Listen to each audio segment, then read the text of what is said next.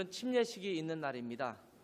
결혼을 앞둔 미혼 남녀가 결혼식 날짜를 정해놓고 가슴을 설레이면서 그날을 손꼽아 기다리듯이 제가 이렇게 쓰면서 정말 설레이며 이렇게 손꼽아 기다렸는가 라고 생각을 좀 해보긴 했습니다. 어떤 분들은 결혼식이 가까울수록 가슴이 설레이기보다는 걱정이 되고 또 두려움이 생기기도 하고 뭐 그런 분들도 있다고 합니다만, 일반적인 것으로 볼 때는 사랑하는 또 남자와 또 사랑하는 여자와 내가 이제 결혼을 한다 그러면 가슴이 설레죠. 그리고 그날을 손꼽아 기다리는 그 시간이 있습니다. 그런데 예수 그리스도를 위해서 구원받은 하나님의 자녀들은 침례식을 손꼽아 기다립니다. 만약 침례식이 있는데 침례를 기다리면서 내가 별로 가슴이 설레지 않는다라고 하면 약간 문제가 있는 것입니다. 내가 예수 그리스도로 말미암아 구원받은 하나님의 자녀인 것을 대대적으로 이렇게 선포하는 날이고 사람들에게 알리는 날인데 이것을 가슴 설레면서 기다리는 것이 마땅하겠죠. 결혼식이라고 하는 것은 새롭게 부부가 된 또 되기로 결심한 그런 한 남자와 한 여자가 주변에 있는 사람들에게 부부가 되었음을 선포하는 예식입니다. 결혼식을 하지 않아도 혼인신고를 하고 법적인 절차를 따라서 혼인을 했다면 부부입니다. 그 누가 뭐라고 해도 부부입니다. 그런데도 결혼식을 하는 것은 이 주변 사람들에게 이 두 사람이 부부가 되어서 한 몸이 되었음을 공표하는 그런 예식입니다. 그런 것처럼 예수 그리스도를 인해서 죄사함을 받고 구원을 받아서 하나님의 자녀가 된 자들이 침례식을 통해서 믿음의 식구들에게 나는 구원받은 하나님의 자녀가 되었습니다 라고 하는 것을 공표하는 것이 바로 침례의식입니다.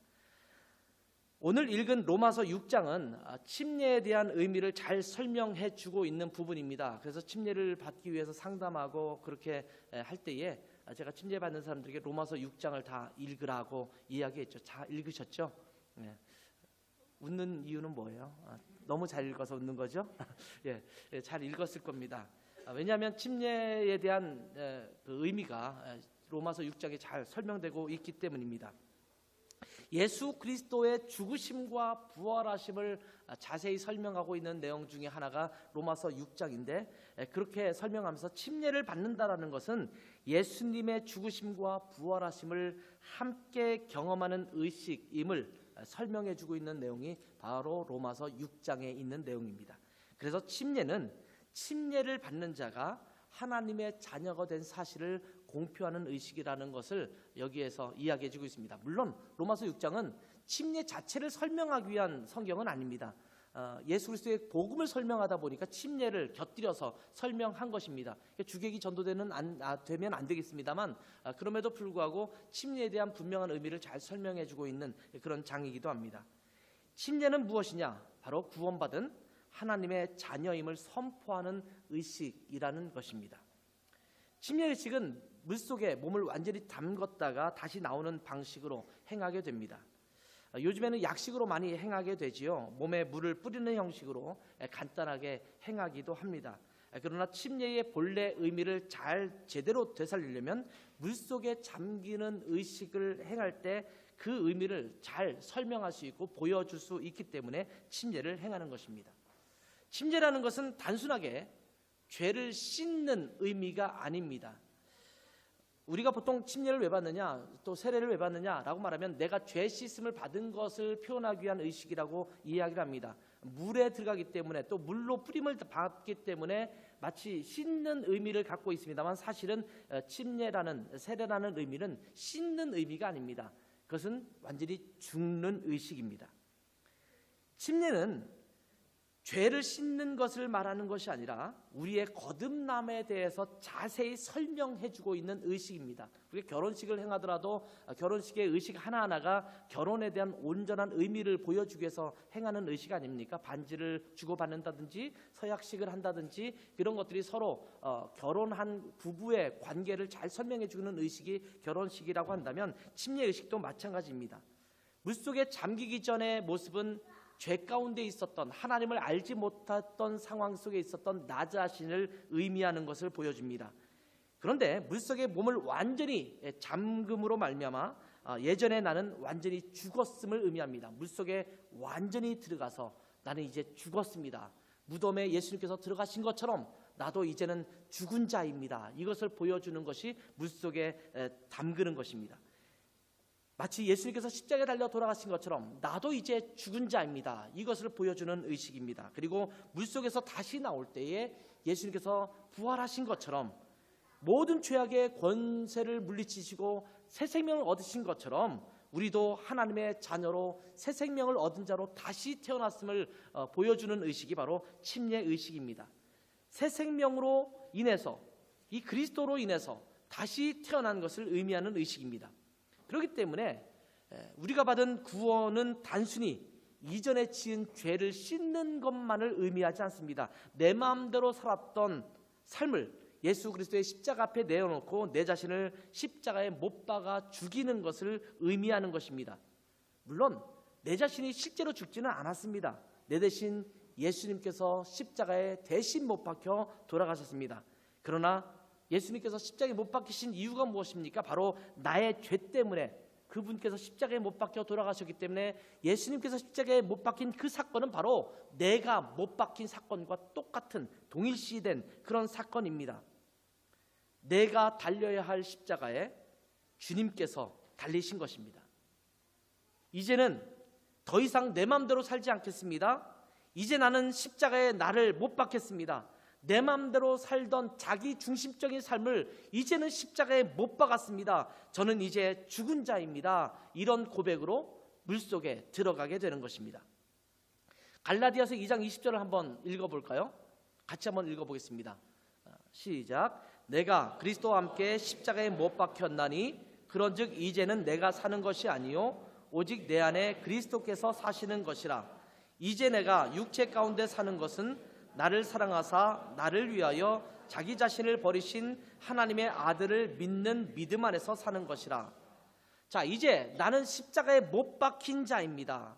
예수님께서 십자가에 못 박혔을 때에 나도 동일하게 그곳에 죄 가운데 못 박힌 자가 되었습니다. 이제는 내가 사는 것이 아닙니다. 이제는 내가 사는 것이 아니라 내 안에 예수 그리스도께서 살아계셔서 예수님의 뜻대로 살아가는 자가 되었습니다. 이 고백을 드리는 것이 바로 침례의 고백입니다. 단순하게 내 죄가 씻겨졌다라는 고백이 아니라 이제는 나는 죽었습니다. 예수님과 함께 물속에 들어가는 것처럼 내가 죽은 것처럼 이제 죽은 것입니다. 그리고 다시 예수님의 새 생명으로 부활한 자입니다를 의미하는 그런 의식이 바로 침례 의식입니다. 이제는 예수 그리스도와 더불어 새롭게 살아가는 자가 되었습니다. 예수님을 믿는 믿음 안에서 살아가는 삶으로 바뀐 자가 된 것입니다. 이것이 바로 구원이고 이러한 구원받았음을 표현하는 의식이 바로 침례 의식입니다. 이렇게 구원을 받고 침례를 받아서 우리가 하나님의 자녀가 되었는데 침례를 받는 것으로 끝나서는 안 됩니다. 침례받은 그 이후에 우리가 어떤 삶을 살아가느냐, 이것도 굉장히 중요합니다. 침례받은 또 구원받은 우리 그리스도인들은 어떻게 살아가야 할까요? 우리는 죄에 대하여 죽은 자라는 사실을 인정하면서 그렇게 살아가는 것이 바로 침례받은 우리의 모습이어야 합니다. 오늘 본문을 다시 한번 읽어보도록 하겠습니다. 죄에 대하여 죽었다라는 내용에 더 집중하면서 한번 읽어보도록 하겠습니다. 같이 읽겠습니다. 시작. 만일 우리가 그리스도와 함께 죽었으면 또한 그와 함께 살 줄을 믿노니 이는 그리스도께서 죽은 자 가운데서 살아나셨음에 다시 죽지 아니하시고 사망이 다시 그를 주장하지 못할 줄을 알미로라. 그가 죽으심은 죄에 대하여 단번에 죽으시며 그가 살아계심은 하나님께 대하여 살아계심이니 이와 같이 너희도 너희 자신을 죄에 대하여는 죽은 자요 그리스도 예수 안에서 하나님께 대하여는 살아있는 자로 여길지어다. 그러므로 너희는 죄가 너희 죽을 몸을 지배하지 못하게 하여 몸의 사욕에 순종하지 말고 또한 너희 지체를 불의의 무기로 죄에게 내주지 말고 오직 너희 자신을 죽은 자 가운데서 다시 살아난 자 같이 하나님께 드리며 너희 지체를 의의 무기로 하나님께 드리라. 죄가 너희를 주장하지 못하리니 이는 너희가 법 아래에 있지 아니하고 은혜 아래에 있음이라. 자, 이 말씀을 보면 예수님께서 십자가에 못 박혀 돌아가신 것은 죄에 대하여 단번에 죽으신 것이다, 이렇게 말씀해 주고 있습니다. 예수님은 우리의 죄 때문에 십자가에 못 박혀 돌아가셨습니다. 이제 우리의 모든 죄를 그 십자가에서 다 해결해 주셨습니다. 더 이상 우리는 죄에 의해 끌려다닐 필요가 없다라고 오늘 본문에서 말씀해 주고 있습니다. 그래서 주님은 우리에게 죄가 더 이상 너희를 주장하지 못하도록 하라, 죄가 더 이상 너희를 지배하지 못하도록 하라, 이렇게 말씀하고 있습니다. 죄가 너희를 지배하거나 몸의 사욕에 끌려다니는 삶을 더 이상 살아가면 안 된다라고 말씀하고 있습니다. 그래서 11절에 너희는 죄에 대하여 죽은 자다, 이렇게 말씀해 주고 있습니다. 죽은 자의 특징은 반응을 보이지 않는 것입니다. 죽은 자가 누군가 이야기를 하고 화를 내고 짜증내고 그렇게 하지 않습니다. 살아있는 자만 짜증을 내는 거고, 살아있는 자만 화를 내는 거고, 살아있는 자만 그것에 반응을 하게 되는 것입니다. 죄가 자꾸 건드려도 우리는 죄에 대해서 죽은 자이기 때문에 더 이상 반응하지 말아야 됩니다. 왜냐하면 죄에 대하여 우리는 죽은 자이기 때문입니다. 그런데 자꾸 우리는 때로 죄에 자꾸 반응을 해요. 우리는 죄에 대해서 죽은 자라고 주님께서 말씀하셨음에도 불구하고 자꾸 죄에 반응하고 죄가 우리를 유혹하면 거기에 끌려다닙니다. 우리는 예수님을 믿고 거듭나서 하나님의 자녀가 되었습니다. 그리고 침례를 받았다면 우리는 침례를 통해서 나는 죽은 자입니다, 이런 고백을 하는 것입니다. 그렇다면 죄에 대하여 죽은 자이기 때문에 죄에 더 이상 끌려다녀서는 안 된다라는 것입니다. 죄가 여러분을 지배하게 해서는 안 된다라는 것입니다. 죄의 미혹에 반응을 보여서는 안 되는 것입니다. 여러분은 죽은 자입니다. 죄가 여러분을 유혹해 오면 이렇게 고백하세요. 그 고백도 사실 안 해도 돼요.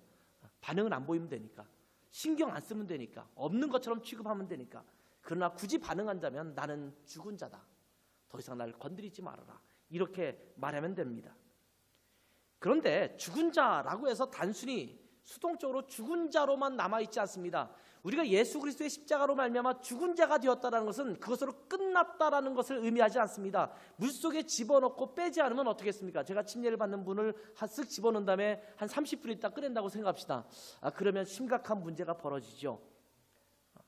우리는 영원히 죽은 자로 남아있는 자들이 아닙니다. 침례를 받을 때 잠깐 들어가지만 다시 나옵니다. 새로운 생명을 얻은 자로 다시 태어나는 것입니다. 그러니까 수동적으로 나는 죽은 자니까 죽은 것처럼 반응하지 않고 그냥 가만히 아무것도 하지 않고 살겠다라고 하는 것으로 끝나서는 안 된다라는 겁니다. 우리는 죄에 대해서 죽었지만 다시 거듭나서 또 다른 생명으로 태어난 존재입니다. 바로 하나님께 대하여 산 자가 된 것입니다. 그렇기 때문에 죄에 대해서는 죽은 자이기 때문에 죄의 반응을 보이면 안 되지만 하나님께 대하여 산 자이기 때문에 이제는 하나님께 대하여 반응을 보이며 살아가야 되는 자여야 합니다. 예수님을 믿기 전에는 하나님께 반응을 보이지 못했습니다. 왜냐하면 그때는 하나님께 대하여 죽은 자였기 때문입니다. 아무리 진리를 이야기해도 알아듣지 못했습니다. 아무리 바른 길을 이야기해도 깨닫지 못했습니다. 우리의 영이 하나님께 대하여 죽어 있었기 때문에 죄의 유혹에 항상 넘어가면서 하나님의 말씀에 대해서는 전혀 이해하지 못했었습니다. 깨닫지도 못하고 보지도 못하고 알지도 못했던 그런 상태로 살았습니다. 아무리 진리를 이야기해도 전혀 이해되지 못하는 삶을 살아갈 수밖에 없는 자였습니다. 왜? 하나님께 대하여는 죽은 자였기 때문에. 그때는 죄에 대해서 살았기 때문에 늘 죄의 미혹에 넘어갔습니다. 그래서 죄의 지배를 받고 살아갑니다. 우리는요, 우리 스스로가 마치 뭔가를 다 관리하면서 지배하며 살아간다고 생각해요. 내가 내 인생을 지배한다고 생각해요. 여러분 혹시 여러분 어젯밤 늦게까지 게임하다가 늦게 잔 분이 혹시 있으신가요? 딱 보니까 한 3분 정도 있으신 것 같아요.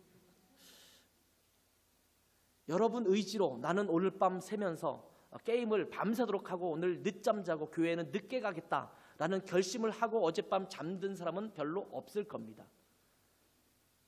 내가 게임에 빠지고 어떤 중독에 빠졌을 때 내가 이것을 그렇게 내가 계속 하겠다라는 마음을 가지고 하는 사람들은 거의 없어요. 내가 죄를 짓기로 마음에 작정하고 죄를 짓는 사람은 그렇게 많지 않습니다. 여러분이 대부분 짓는 죄는 여러분이 작정하고 짓는 죄는 아니에요. 그러면 정말 악한 죄죠. 나는 원하지 않는데 죄가 자꾸 나를 끌어가요. 나는 그렇게 행동하고 싶지 않은데 자꾸 내가 그렇게 행동하는 자가 되고 있어요. 나는 그런 마음 품고 싶지 않고 그런 반응 보이고 싶지 않은데 자꾸 내가 그런 반응을 보이고 있고 그런 마음을 품고 있어요. 이것은 죄가 우리를 끌어가기 때문이거든요. 우리가 하나님께 대하여 죽은 자였을 경우는 어쩔 수 없이 죄의 지배를 받아요. 사탄의 지배를 받기 때문에 이 악한 영에 의해서 그런 것들에 끌려 살아가는 자가 되었습니다. 그런데 이제는 더 이상 그 죄에 대해서 산 자가 아니라고 성경은 이야기하고 있습니다. 너는 죄에 대하여 죽은 자로 여길지어다. 너희는 십자가에 못 박힌 자가 되었다. 이제는 하나님께 대하여 새롭게 산 자가 되었다. 이렇게 말씀하고 있는 것입니다. 그래서 우리가 죄의 미혹에 끌려가다가도 스톱하는 거예요. 왜? 하나님께서 나를 이것을 원하시지 않고 이런 길로 인도하신다는 것을 알기 때문에 그것을 멈추고 하나님께서 기뻐하시는 것으로 살아가는 자가 되는 것입니다. 이제는 우리가 죄에 대하여 죽은 자가 되었고 물속에서 다시 나오는 것처럼 하나님께 대하여는 산 자가 되었습니다. 그래서 이젠 하나님의 말씀이 들리기 시작합니다. 제가 정말 거듭나고 그랬을 때 느껴졌던 느낌 중에 하나가 뭐냐면 설교가 지루하지 않다라는 생각이 들었어요. 제가 그리스도의 은혜 안에 있지 않았을 때는 어떤 때 설교가 좀 길어지면 지루했어요. 뭔 할 얘기가 많아서 저렇게 말씀을 많이 하시나. 그런데 제가 다녔던 교회는요, 수련회라든지 이런 게 가면 기본 설교가 2시간에서 2시간 반이었어요. 저녁 메시지 그럼 2시간에서 2시간 반. 처음에는 뒤틀리더라고요. 이거 앉아있는데 야 이거 언제까지 들고 있어야 되나, 언제 끝나나 이런 생각이 들었어요.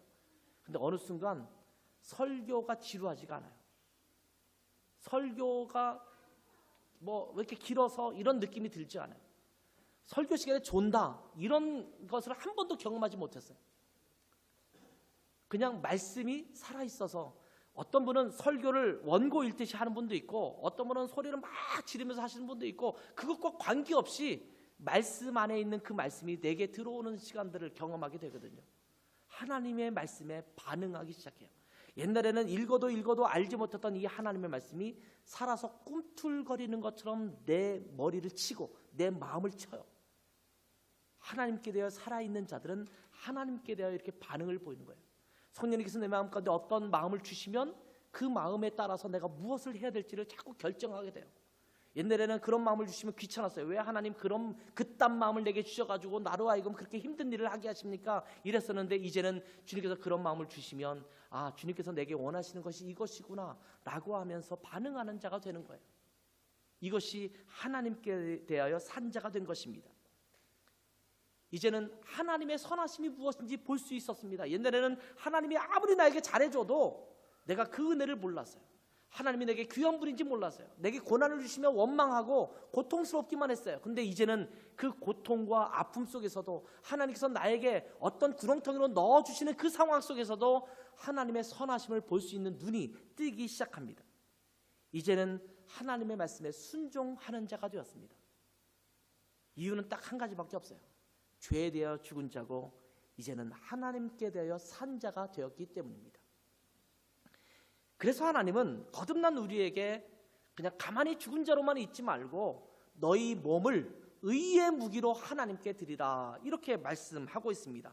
오늘 본문 13절 말씀을 다시 한번 볼까요? 또한 너희 지체를 불의의 무기로 죄에게 내주지 말고 오직 너희 자신을 죽은 자 가운데서 다시 살아난 자 같이 하나님께 드리며 너희 지체를 의의 무기로 하나님께 드리라 이렇게 말씀하고 있어요. 사실은 똑같은 물건도 어떻게 사용하느냐에 따라서 좋게 사용하기도 하고 나쁘게 사용하기도 하지 않습니까? 이 물이 우리에게 유익하죠. 마실 수도 있고 갈증이 났을 때 마실 수도 있고 그리고 또 더울 때는 뭐 샤워를 하고 씻기도 하고 그럴 수 있어요. 근데 물이 범람해서 우리 집을 넘게 하고 그럴 때는 우리에게 재앙처럼 다가오는 것이 물 아닙니까? 불도 마찬가지입니다. 얼마 전에 우리나라 강원도에 산불이 나서 많은 분들이 고통을 겪고 지금도 어려움을 겪고 있는데 불이라는 것이 음식을 익히기도 하고 몸을 따뜻하게 만들기도 하고 또 환하게 만들기도 하는 그런 여러 이점도 있지만, 그것이 통제되지 않고 잘못 사용됐을 때는 엄청난 피해를 입히는 것이 바로 불 아닙니까? 똑같은 칼도 무기로 사용될 수 있지만, 다른 사람을 해하는 흉기로 사용될 수 있지만, 요리를 하거나 또 좋은 물건들을 깎아내는 도구로 사용될 수 있는 것이 바로 칼 아니겠습니까? 그런 것처럼 우리의 몸도 똑같습니다. 우리의 몸이 어디에 사용되고 있는가, 어떤 용도로 사용되고 있는가를 좀 조심해서 볼 필요가 있어요. 여러분의 몸은 지금 어떻게 사용되고 있습니까? 혹시 불의의 무기로 들여지고 있지는 않습니까?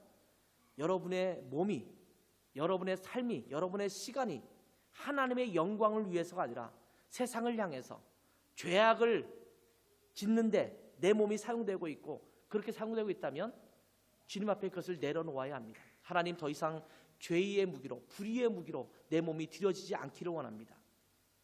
우리 교회는 음악하는 분들이 참 많아요. 여러분의 음악을 어떻게 사용하겠습니까? 많은 사람이 향락을 즐기는 데만 사용하는, 그렇게 나간다면 그것은 불의의 무기가 될 거예요. 근데 그것을 통해서 하나님께 영광 돌리고 하나님을 주목하게 만들고, 하나님께서 주신 아름다운 감동적인 그 음악의 세계를 통해서 사람들에게 감동을 주고 마음을 치유할 수 있다면 그는 의의 무기로 사용되는 것 아니겠습니까? 내가 갖고 있는 지식도 마찬가지죠. 사람들을 파괴하는 지식으로 사용된다면 심각한 문제가 될 거예요. 지금 4차 산업혁명 시대가 왔기 때문에 우리는 그 시대를 어떻게 맞이해야 되느냐를 우리는 심각하게 고민하는 시대를 살아가고 있습니다. IT가 발달되는 것이 우리에게 얼마나 유익이 될 것인가, AI 시대가 오면 우리에게 그것이 얼마나 편리성을 줄 것인가, 그 자체가 편리성을 줄 수 있기도 하지만 어쩌면 우리의 영성을 가로막는 심각한 재앙이 될 수도 있지 않겠습니까? 어떻게 사용하느냐에 따라서, 여러분이 공부하는 것을 통해서 그것을 어떻게 만들어가느냐에 따라서 아마 그 결과는 굉장히 달라질 겁니다. 하나님은 우리에게 말씀하시기를 너희 지체를 불의의 무기로 죄에게 내주지 말고 의의 무기로 하나님께 드리라, 이렇게 말씀하고 있습니다. 예전에는 죄에 대하여 살아가는 자였기 때문에 삶 자체가 죄악 덩어리였습니다. 선한 마음을 가지고 살아보려고 발버둥을 치지만 결국은 죄에 넘어가서 죄 가운데 살아가는 자가 바로 우리의 모습이었습니다. 그러니 삶 자체가 불의의 무기로 들여졌습니다. 자신도 죄 가운데 있고 다른 사람들에게도 죄악된 영향력을 주며 살아갔던 모습이 우리의 모습이었습니다. 그런데 이제는 우리의 몸을 의의 무기로 하나님께 드리라, 이렇게 말씀해주고 있습니다. 우리의 몸을 의의 무기로 드린다라는 것은 죄와 싸워 하나님의 뜻을 이루어가는 삶을 살으라는 말입니다. 무기라는 것이 무엇입니까? 싸우는 도구 아닙니까? 의의 도구는 뭐냐면 의를 위해서 싸우는 도구가 되는 것입니다. 무기가 되는 것입니다. 수동적으로 죄를 멀리하며 살아가야겠다라는 생각만 하는 것이 아니라 이제는 보다 적극적이고 능동적으로 죄와 싸워서 죄를 물리치는 삶을 살아가야 된다라고 말씀하고 있는 겁니다. 이것이 거듭난 그리스도인의 삶의 모습입니다. 로마서 6장의 말씀을 통해서 우리는 예수 그리스도의 십자가와 부활하심으로 인해서 우리도 역시 죄에 대해서 죽고 또 하나님께 대하여 살아난 자임을, 하나님의 자녀로 다시 태어난 자임을 우리 가운데 말씀해주고 있습니다. 그러면서 그것으로 끝나지 말고 의의 무기로 자신을 들여 하나님의 영광을 위해서 죄와 싸워 하나님의 자녀됨을 세상에 보이라, 이렇게 말씀하고 있습니다. 우리가 침례받은 것으로 끝나지 말고 이제는 의의 무기로 세상에 하나님의 영광을 드러내는 자가 되어야 된다라고 말씀하고 있는 겁니다. 여기에 있는 성도들 대부분들은 이미 거듭나서 침례나 세례를 받아서 하나님의 자녀인 것을 선포한 분들이 많을 것입니다. 아마 대부분 많은 사람들이 그렇게 이미 선포했을 것입니다. 그렇다면 여러분, 그렇게 선포한 이후에 어떻게 살아오셨습니까? 여러분은 분명히 그렇게 고백한 것입니다. 침례를 받았던 아니면 약식으로 세례를 받았던 어떻든지 간에 나는 그리스도와 함께 죽은 자입니다. 이제는 하나님께 대하여 산 자로 살아갑니다. 이제는 내가 주인이 아니라 예수님이 나의 주인된 삶을 내가 살아가는 자가 되겠습니다 라고 공표한 것입니다. 그렇다면 그렇게 살아오셨습니까? 여러분의 몸을 의의 무기로 하나님께 드리면서 죄와 싸우며 살고 있습니까? 더 이상 죄에 끌려다니지 않는 그런 삶을 살아가고 있습니까? 오늘 침례를 받는 지체들이 있습니다. 침례를 받았으니 이제는 다 끝났다. 내가 할 도리는 다 했다라고 가만히 있을 것이 아니라 이제부터 시작입니다. 자신을 의의 무기로 하나님께 드려서 하나님의 자녀로서 새 생명을 얻은 자의 삶을 온전히 살아가는 침례받는 네 분이 되기를 바랍니다. 의의 무기로 하나님께 드려 주님 앞에 영광을 돌릴 수 있는, 나는 죽고 내 안에 그리스도만 살아계시다라는 고백으로 승리하는 여러분 모두가 되시기를 주님의 이름으로 축원합니다. 기도하겠습니다. 하나님 아버지, 우리가 그리스도 예수로 말미암아 영원한 생명을 얻은 하나님의 자녀가 된 것을 참으로 감사합니다. 저희가 영원한 생명을 얻었을 때에 죄에 대하여 죽은 자가 되었음을 오늘 말씀을 통해서 다시 한번 깨닫게 하심을 감사합니다. 하나님, 마치 죄가 여전히 우리 안에 남아있고 죄가 우리 안에 영향력을 미칠 수 있다고 생각하며 죄에 끌려다니고 있다면 하나님, 죄에 대해서 분명히 선포하며 죄에 대해서 우리는 죽은 자다라고 선포하게 도와주시고 더 이상 죄에 끌려다니지 않는 삶이 될 뿐만 아니라 우리의 몸을 의의 무기로 하나님께 드려 죄와 싸워 이기며 하나님의 영광을 드러내는 복된 삶으로 주님 앞에 영광 돌리게 하옵소서. 감사하며 예수님의 이름으로 기도했습니다. 아멘.